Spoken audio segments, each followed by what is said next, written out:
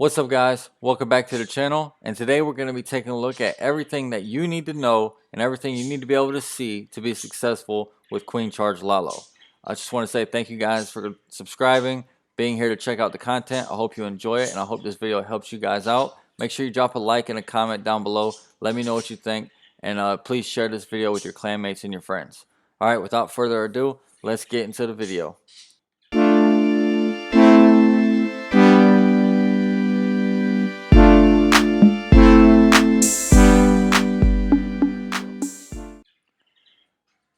Alright guys, so this is the base that we're going to be taking a look at, and in this video we're going to be taking a look at two different individual attacks, both done by Blue Trinket. He came through with the 6-pack this war, very impressive, and both of them were actually Queen Charge Lalos. So we're going to be taking a look at him. This is close to a TDH, because you see how many minions he's bringing, you see how many rage spells he's bringing, but it's not quite. He went a little bit heavier with the Lalo portion, but very similar attack strategy to what I've covered on the channel before, which you guys would be able to recall is a TDH. Now, let me go ahead and zoom in a little bit. Let's find out why this base is open for a Queen Charge Lalo. So, first things first, we always want to look at the CC placement in any base. So, here, as we look at the CC placement, it's kind of built in order to defend against the Zap Lalo portion, where you're not getting too much value by zapping any defenses in either direction of this clan castle, right? So it's this very centralized clan castle, which means that you're going to get a lure as your queen enters pretty much any side of the base individually, right? So queen enters here, you're going to get the lure around this first layer wall break. And the same thing in this outer ring. Your queen is going to get the CC lure just right around any of those areas, right? So it's something that you're going to have to deal with while all the expos and the core are locked on your queen, or both scatter shots up top are locked in on your queen. But that's okay. You know, dealing with a deep CC like that is not actually a problem. It's actually preferred on a lot of these attacks where you want to start getting your queen moving. But it does make you run into the problem where your queen is too deep inside the base and under too much fire that she can't survive through the CC being pulled while she has all the attention of every other defense in the base. So what's one way that you can kind of counteract that? Well, the way you kind of deal with that on the entry, especially with your queen, is clearing some of the defenses by utilizing other troops or like siege machines on entry in order to kind of take the heat off of her initially. So that's what Blue Trinket's actually going to do here. But before we get into exactly how he goes through it, let's go ahead and take a look at some more of the defensive layouts of this base so we can kind of find out what we're working with. So we got a sweeper point in this direction and a sweeper point in this direction. Now the reason why people do that is because it just allows the sweepers to cover as much of the base as possible. That basically, if I'm bringing my queen in from this direction, which would be here, then I get the sweeper that's pointing this way, but I don't get the sweeper that's pointing this way, thus kind of making it difficult to Lalo around here, or it blows my healers back as my queen is doing her charge in here. Okay, so it's just a way to kind of control and get as much of the base covered with those sweepers as possible. Alright, so that's the sweepers. What else do we have here? Well, we have two outside air defenses. And if you notice, the air defenses are not only outside, but they're also in a 4-corner setup. And what I mean by a 4-corner setup is, even though you don't have one at 12, 6, 3, and 9, what you end up having is this rectangular shape on the base, which pretty much is going to go ahead and guide your plan for your Lalo. So no matter where you drop loons or hounds in this base, say you drop them from this side and this side, you're going to have to wrap this way, right? You're going to have to come around this side of the base. Now, you can also do it on the bottom side, but you're going to have to go from either the 930 or the 230 angle when you're doing your Lalo. And the reason why that is, you can tell that without looking at the rest of the base. It's just because you want to draw a line from the nearest air defenses to one another, right? And once you get that shape, you realize that in order to get into this air defense, you're going to have to come in this way. the next air defense closest to you is going to be over here. So you're going to have to come in here and account for this air defense. And basically working like this, right? So you still get that box shape, which is going to involve some of your loons flying in a direction like this, unless you could take out all the defenses in the core. So now that we kind of see where our air defenses are, we're going to want, let me go ahead and see what's going on my iPad here. Okay, there's a thunderstorm outside, so apologies for the connection bar, but it shouldn't affect the actual video. Just kind of ignore that as it goes on. All right, so we got the air defense placement, we got the CC, and we got the sweepers in the base. Those things are kind of covered. Now, none of those three things are going to really affect your ability to queen charge Lalo, except the possibility of the CC, because if the CC is too far away from where your queen is going to be charging and you can't get a lure on the CC, then you never know what's going to be in that clan castle, right? Especially on a fresh hit, talking about like a one hit format here. You never know what's going to be in that clan castle, so it's going to be very difficult to gamble with not pulling that CC. However, it's very possible to do that, and if you can charge a good portion of the base without having to pull the CC, sometimes it's actually worth it just to bring a poison and forego that CC pull. But let's take a look at some of the other things that make this base very susceptible to a queen charge Lalo. So what we have here is a base that is segmented in two. Sorry for my crappy drawing there, but it's segmented into two. So we're going to call this the one side of the base, and we're going to call this the two side of the base, right?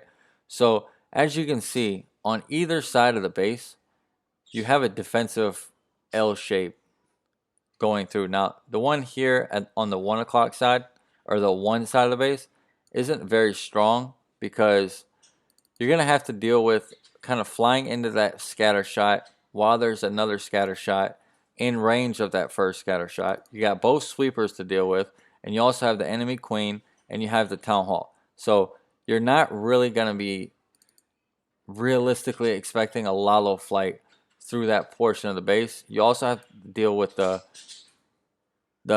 Inferno Tower here at 12, and then you have those two air defenses. So your 1 o'clock side of the base isn't really going to be where you're going to want to do your Lalo from. However, you can see that by clearing the 1 o'clock side of the base all the way to these expos, the 2 side of the base has extremely good pathing because everything is pretty lined up, and for some reason my freaking pen stopped working. This is super annoying. I apologize, guys. Come on, pen. There we go. So again, I have this really strong pathing, right, coming from this direction. Now, how do I make sure that I can take that pathing? Because I won't get affected by the sweepers, because the sweepers are blowing in these directions, right? I'm free to fly all the way through here. Now, another big part of Queen Charge Lalo is making sure that you're going to get into the eagle relatively early. And as you can see, by taking off this top side of the base, I take out this air defense and everything here along the base, right, with my queen. Now, as I fly into this first air defense, I have these wizard towers all tanked on, and this Inferno Tower all tanked by that hound, which allows me to kind of slip my Lalo in on these outside defenses and clear this first compartment, and we start heading into these inner defenses, right? I get into the eagle super quickly here, which means basically I'm only going to have to realistically survive one eagle land or one eagle strike with my loons before the eagle is down permanently. And if you notice, on each side of this base, you have 2 wizard towers, 1 air defense. The single Inferno is not a big deal for Lalo. It's a big deal for your Hound because it makes your Hound pop quicker. But you're also not really relying on Hounds as much in a Queen Charge Lalo. The Hound is really there just to get you through the initial portion of your Queen Charge Lalo. But you get into this air defense area first. Everything's tanked. Your loons clear everything here and then push into the eagle. this is where your spell support for your Lalo is going to kind of come in handy. Because as you push through the eagle coming out of that tome into the backside, you just need the spell support to get through one extra segment of the base. And that's where your initial support for a Queen Charge Lalo is usually going to come in. Usually you wouldn't have 5 rage spells, obviously.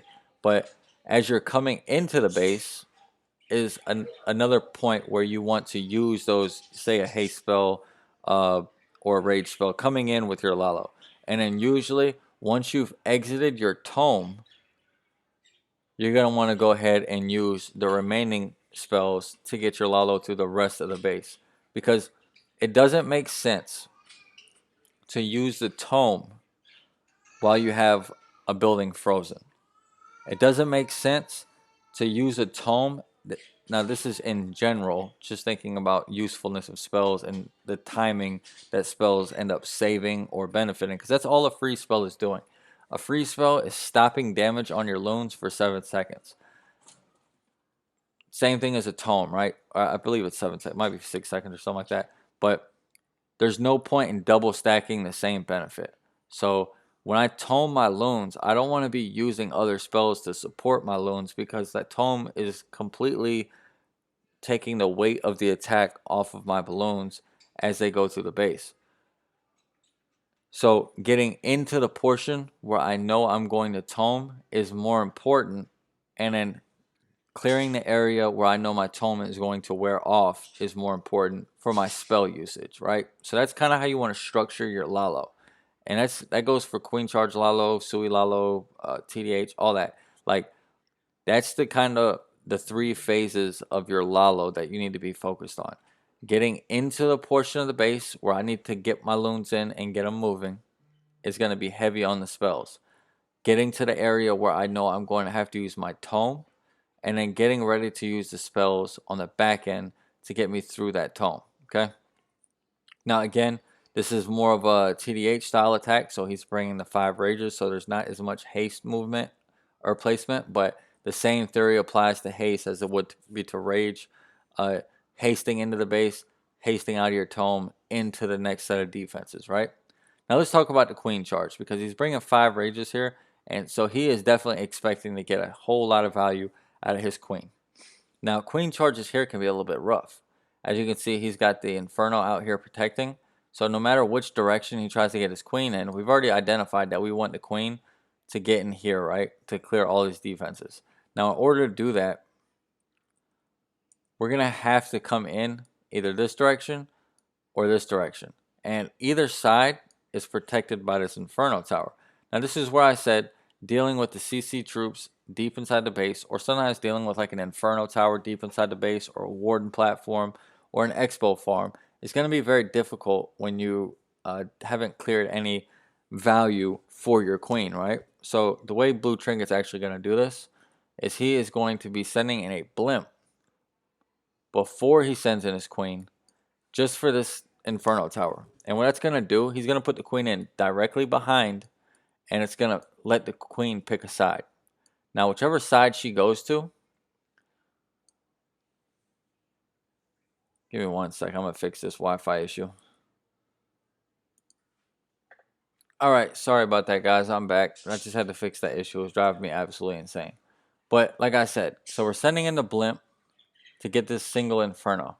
Now, he's going to let his Queen come in behind and just pick a direction. Doesn't matter if she goes left or if she goes right, because the base is symmetrical. Now, as he comes in, the next focus needs to be on cutting his funnel here so that his Queen steps directly in. And as his Queen steps directly in, since he's got this Inferno down, he doesn't have to worry about his Queen peeling off and going back towards 12. So he can safely get a wall break in here and get his Queen to step in this channel where he's going to get the Town Hall, the Scatter Shot, and this is where he's going to get that CC pool inside that first area. But because he's going to be taking off some of the heat with his blimp coming in initially, he doesn't have to worry about losing his Queen. Now, with a Queen Charge Lalo, in general, you're going to be asking a lot out of your Queen and less out of your balloons than you would on, obviously, like a Sui Lalo, right? So Queen Charge Lalo is very dependent on your Archer Queen doing what you're asking her to do. Now, You can see that by clearing. Let's go ahead and just mark off the defenses that his queen and his blimp is going to get, right? So he's going to get all of this value. Go ahead and mark off the town hall. All of this here. And then also all of this here. Now you can see he's completely removed the one side of the base that we talked about. You know, the top side being 1. And exactly what we talked about with the pathing for the Lalo is what he's creating with his queen charge. And that is exactly what you're going to want to do with these queen charge Lalos. Uh, you don't have enough Lalo support to really go too wide on the base. And you don't have enough spell support where you can dump too many spells into your Lalo because you need them to get through your queen. So this is very, very strong on bases where as your queen is gaining value, which like this charge is going to gain him massive value, and you're going to see he uses the blimp to support his queen charge. He uses the RC to support the queen charge. He uses his king. So he's using a lot of other options to support his queen charge because he knows how important that really is. The king can take a lot of damage off of your queen by getting out in front tanking for while he's creating that pathing for the queen. Your RC can get in there and take a lot of the heat off of buildings that your queen has yet to engage because while those, say, expos are tanked on your queen, she can sneak in there and start taking those off. And she can also get ahead of the queen. You can use her ahead of the queen to start trimming down defenses that your queen would eventually run into. So there's a lot of ways you can make this charge happen. It's just finding the best way. And Trinket here is going to come in. He's going to pull off a really, really nice queen charge. So we're going to go ahead and get into the overall plan of it. And as we go through it, I'm going to be pausing often just to kind of explain what's going on and why it's beneficial. So here we go. You can see he's bringing 2 wall breakers, 22 loons, 1 lava hound. So again, the Lalo is not crazy here. It's more about the queen charge. So he's going to go ahead and start setting his funnel. He wants his queen to go down towards 9. So that's why he's using that baby dragon there. Now, you can see here, he doesn't really care which direction his queen goes at this point. Because she's directly at 12. And the only thing close that's going to pull his queen closer this way is this dark elixir storage. But it doesn't matter if it was up or not. She would go either way, and the base is symmetrical. Now, what he's trying to do is force her to go down that way because of this enemy archer queen. He wants to knock the enemy archer queen off the map early because it is a Lalo, and that's where his queen would end up ending had he gone down towards 3 o'clock. So very smart play there, setting that funnel, and that's the reasoning behind that.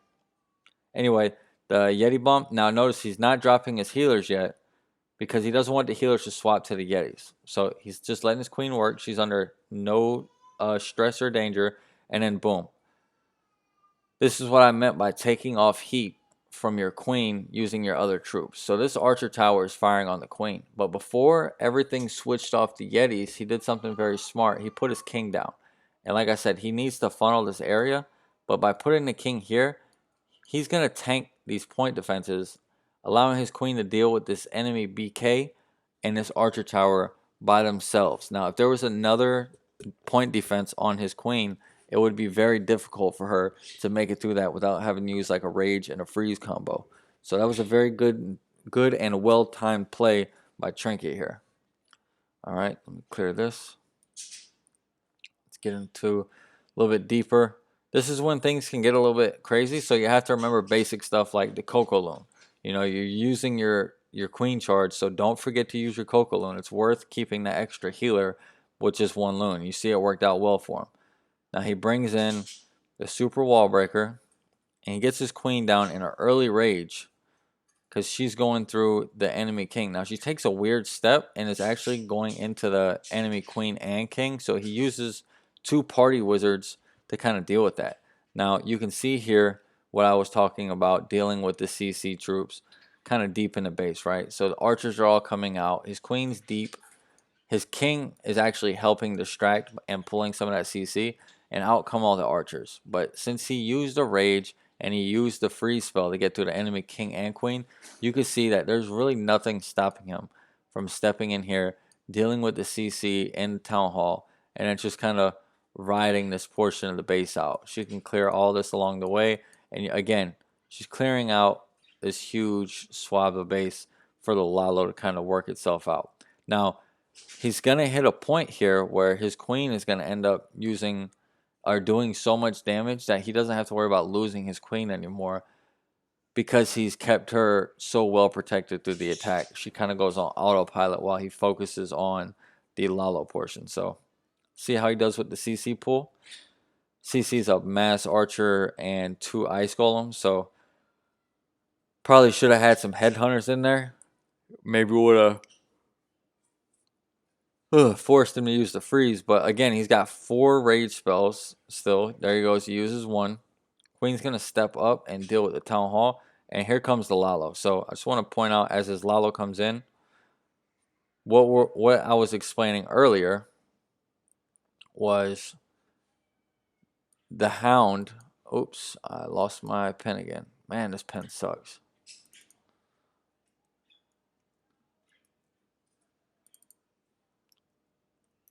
Don't use this little application. It's terrible. All right, so the Hound is going to tank this air defense and all these defenses here on that Hound.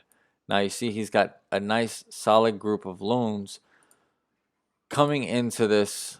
Sorry, I'm going to talk my way through this while I reset this app. He's got a nice 3-finger drop going here with these loons, and he's got the RC coming in with the Lalo. So he actually realizes, hey, I don't need my RC to support my queen charge, so I'm going to go ahead and use my RC to support my Lalo, which is a very smart play because RC does a lot of work, especially with the fact that he's going into air expos here. That ground expo is tanked on the Archer Queen, and there's not a lot of stuff here that's only going to target his Royal Champ. So that was actually a very smart move. Now you can see everything here is tanked on that air defense. So his loons are going in here completely protected. And like I said, the bottom side of the base, there's no air defense down there. So he doesn't actually need another Lava Hound to go in there because there's nowhere for that Lava Hound to anchor. If he just flew another Hound over the base right now, it would be completely wasted because it's going to race over to the 3 o'clock side and get smoked. So what he's going to do is he's going to allow these loons to come in this direction. And as they're coming in, he's going to use some more support here, here. And that's going to end up trickling in this way. And then all the basics that I've talked about with Lalo are going to just remain exactly the same from that point on. You're using support loons in order to get your main pack of loons through the base. And at this point, since you don't have a lot of balloons to do that with, you have to do it with your other troops. So what other troops does he have? Well, he's using his Archer Queen to do one side, and he's using the support loons from the bottom half to do the other side, and then just kind of overpowering what's left with his RC and these spells. So really good identification here. Gets his cleanup down nice and early, and that cleanup is also acting as a very strong portion of the TDH attack. And the portion of that attack is going to be him clearing through this enemy Royal Champ. You can see the minions kind of sneaking in all around the base. They get into the Royal Champ. His Royal Champ goes bonkers and just, again, timing out where he's going to use that tome over the enemy Royal Champ and into the Eagle. Now he still has a freeze and a rage to deal with this backside. And since he raged the queen one more time here, she made it through, and she goes on autopilot for the rest of the raid. She's not going to have to worry about dropping any kind of health. She's got a couple healers left. She'll be completely fine wrapping around the back half of this base. So his queen charge not only did well enough to get the Lalo to get going and create the right pathing, but now she's going to just start cleaning up. Okay, he still has the RC ability. Now, his Lalo on the bottom side wasn't as tight as it should have been. He really needed that 6 o'clock down. But again, uses the tome to get through the middle, and then has spells on the back end to get through here. Uses spells to get into the base, into his tome, and then uses spells once his tome has worn out to get through the rest of the base Queen's on autopilot, and blue trinket here is just going to be absolutely cruising through this base. Not going to have any issues cleaning up. Still has probably 12 loons left. Free's still in the bag. Queen's still at full health. Coming around the corner, and this is going to be an easy triple. So again, guys, the basics of Queen Charge Lalo remain the same as the basics for any Lalo. You want to create pathing for your main pack of loons, and you want to support that pathing with support loons, as well as with your Queen and your RC. So in that specific case, he didn't really need the RC to create pathing, so he used it as like a loon on steroids. But as you can see, he focused really hard on unlocking the gate with his Queen Charge in order to make that pathing happen. So Queen Charge Lalo, 90% of the attack is all about the pathing that you can achieve with your Queen Charge. Okay. Now we're going to take a look at the next example of it, and it's going to be, again, blue trinket coming in. He's going to be, this is actually his first attack, and it's going to be against a ring style base, right? So why are these bases weak to Queen Charge Lalo? Well, because I'm not going to do a big breakdown on this base, but I just want you guys to realize that this has 3 multi-infernos, and he's doing a Queen Charge Lalo, or a TDH, if you can consider it that. But, man, my birds are going crazy. Basically, what you're going to be wanting to look at here is, as he Queen Charges one side of the base, no matter which direction he comes in, he can come in from 3, 6, 9, it doesn't matter. It inadvertently creates pathing from the other direction, like parallel to where he's coming in. So if he comes in from 3, that creates pathing 12 to 9. If he comes in from 3, it creates pathing 6 to 9. So it always creates pathing that way, and you just have to worry about narrowing down. Think of it like taking a slice of pie. Let me see if I can draw this real quick.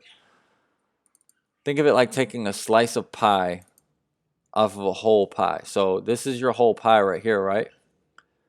If I Queen Charge in and I take out this whole part of the pie, you can see I'm starting to make a path through the rest of the base, right? Because I've taken out that slice here, right? That slice is gone.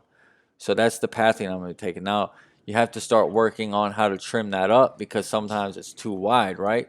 And as it's trimmed up by using a deeper or a more intense Queen Charge, maybe your BK funnels out here and your RC gets in here, starts trimming out this first layer. Now your pie is getting smaller because you're cutting into more pieces of it, allowing you to have more direct pathing. And that's what you need to be looking at with these Queen Charge Lalos. So we're going to go ahead and take a look at how he does it on this base. And ring bases are very good for a Queen Charge Lalo. A lot of people are pretty nervous about using Queen Charge Lalo, but once you get it down, you'll realize that there's a lot of bases, especially these ring bases, that kind of fall really simply to the Queen Charge Lalo, because once you get your Queen moving in one direction, it's very difficult for a base to stop her. So goes ahead and starts setting this funnel, just much the same as last time. Gonna get an early wall breakdown just to let his Queen in the door. King is going to funnel for the Queen, and again, he's utilizing his King to tank those cannons while his Queen is coming in the base, and she's going to take literally no damage from any point defenses while this Queen is while this King is, doing his thing. So, again, very, very solid entry. Now, the Headhunter chasing the King is kind of unfortunate. He ends up popping the ability just to make sure he gets the King and the Headhunter down. And at this point, he doesn't really know which direction his Queen is going to go. It's very difficult to tell on these entries. Sometimes she just kind of does her own thing, and sometimes she goes exactly where you plan for her to go. So just remember that you're not always going to, on a ring base, you're not always going to get her to go exactly the direction you want, especially on a fresh hit. One Tesla can throw it all off. So Queen takes down the Queen and the CC, and she's going to actually bounce back down, and I believe she goes for the Eagle now. Now, as you can see, here's that slice of pie I was talking about that he's taking out with his Queen, right? He still has 4 Ragers left in the bag. He hasn't used the CC, still has the RC, and his Queen is still alive. So 2 freezes as well. So he's already cut out a very large portion of pie here, and she's going to continue extending this portion of pie until the pathing is actually going to look something very similar to this, right? So just like this. And then, like I said, there's very few things in this base that are going to stop his queen from just continuing to do a wrap like this. So he's realistically only doing a Lalo through this portion of the base. And he's got the RC who could take out a lot of that base on her own. So this is where the base identification kind of comes into play. Not looking at a base for what it looks like right now when you start the attack, but looking at a base and what it's going to look like once you get your queen into those positions, right? You want to kind of like get a mental snapshot of what you're looking for. Now here comes the Lalo. Again, nice 3-finger spread, getting everything moving, and he gets his Royal Champion fairly early. Brings the Warden. I probably would have tomed just to make sure my blimp made it through, because he's really relying on this blimp getting the Town Hall. And the CC or the Town Hall does activate, but he ends up getting the blimp. Now you can see when I was talking about the Queen just kind of making everything better or tighter, as his plan was to Lalo this way. Everything goes perfect, but look how much damage the Queen has done without even popping her ability. Still has 1 rage, still has 1 freeze, and the RC ability. She's going this way, and she's cleared everything, like everything in his base from this direction. So even though the base seemed wide, he was planning on his Queen getting through here anyway. So he knew that his Lalo was only responsible for this portion of the base. So very, very strong attack here and really good base identification. He's still got like 20 loons up. Queen's doing her thing. She's not going to be in any danger here because he still has the ability and a rage. Now he finds those Teslas out there, which is unfortunate. He's going to end up using those 2 loons to try to get 2 of them down early. It's not going to work. But he clears everything with his Royal Champ ability. And there we go. We have a rage, a swag rage, swag queen ability, and swag freeze. So very, very nice job there done by Trinket. This is actually Trinket's first war with us. So he's a new member of the War Wheels. And I will say that I am very pleased to have him on the team. Now, I'm going to be bringing you guys some more replays from this war because we did have some really good attacks. We had some really good hybrid attacks, some really good Zap Lalo attacks, and even a Yeti attack in here. So I'm going to be bringing you guys some more replays. But something we hadn't looked at in a long time was the Queen Charge Lalo. And I wanted to go over some of the keys to success for Queen Charge Lalo for you guys. I'm going to be doing some more very in-depth base breakdowns and attacking breakdowns on these strategies that people are still trying to hammer out the details for. I just have to kind of put together the time and those videos don't just come over me talking over what I see going on in a plan. It comes with actually developing a plan of how I'm going to talk through those in a video. So once I get that done, I'm going to be bringing those to you guys. As you can see, my partners, Stronghold Bases, they had one of their OP admin members build me a pretty crazy overlay for my YouTube videos. So I've been still getting used to recording on an overlay for YouTube. And then my wife also made me a really good overlay for my war with WHF tomorrow. So I'm going to be using that in that video. So big shout out to Stronghold Bases for building me this. And then big shout out to my wife for doing what she's been doing since step 1. And that's supporting the hell out of me. So I hope you guys enjoy the content. Like, comment, subscribe. Let me know what you thought about it. Share it with your clanmates. Share it with your friends. And stay tuned tomorrow for today, when this video comes out, today for my live stream tonight at 9 p.m. Eastern. It's going to be WHF versus INTZ and the playoffs for CWO. So I hope you guys enjoy that, and I hope to see you then. Until then, take it easy, guys.